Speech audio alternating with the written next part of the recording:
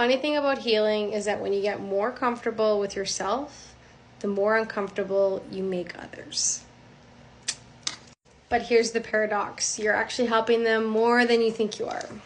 When people feel uncomfortable with themselves, it's not your job to undermine yourself in order to make them feel better. Their discomfort is not your responsibility. It's more of a signal that they need to explore something within themselves. You just happen to be the catalyst for that. And how I know this is the case is because when you go through your healing journey, you become more comfortable with exploring your shadows, which means in what ways have people taught you about yourself. When you start to explore your shadows, you start to look at situations differently, where instead of looking at them negatively, like this person hurt me, you're looking at what you can learn from it. What shadows are they trying to get you to explore and heal? What are you learning about yourself? Exploring those shadows and understanding this helped me to heal my high-functioning anxiety. That's why I always say you will always find the answers more so within yourself.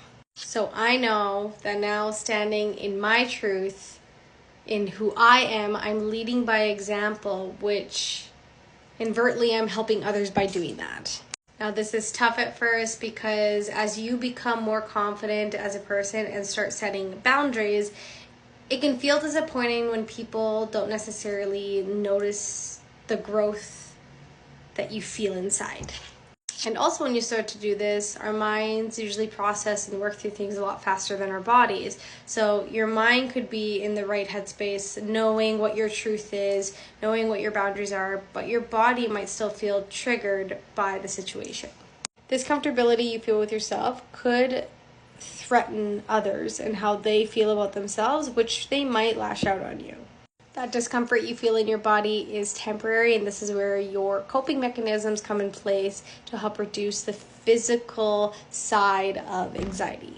So I'll leave you with this. The next time somebody triggers you, I want you to ask yourself, how can I make this situation make me better without making me bitter?